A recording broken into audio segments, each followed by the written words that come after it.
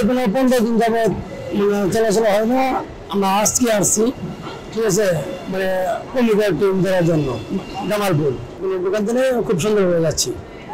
আমরা যাচ্ছি হলো জামালপুর।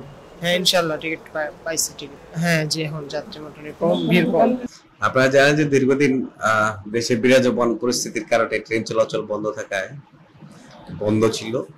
তো গত 12 তারিখ থেকে আমাদের মালবাহী গুডস ট্রেন চালু হয়েছে। 13 তারিখ থেকে সকল প্রকার মেল কমিউটার লোকাল এবং আগামীকাল 15 তারিখ থেকে ঢাকা থেকে এবং সারা দেশে একযোগে সকল আন্তঃনগর ট্রেন চলাচল করবে, শুধুমাত্র আপনার জামালপুর এবং পারামতি এক্সপ্রেস ট্রেন ব্যতীত। তো আমরা এই ট্রেন পরিচালনার জন্য আমাদের ঊর্ধ্বতন কর্তৃপক্ষের নির্দেশে আমরা প্রস্তুত আছি। অন্য যে কোনো সময় চেয়ে আমাদের এটেনশনও বেশি।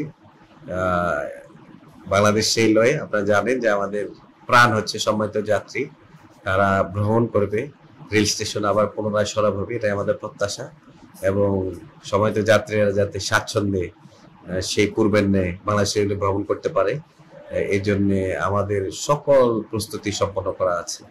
আপনাদের মাধ্যমে আমরা সবার কাছে সহযোগিতা চাই যে বাংলাদেশ রেলওয়ে তার অর্পিত দায়িত্ব যাতে যথাযথ পালন করতে পারে।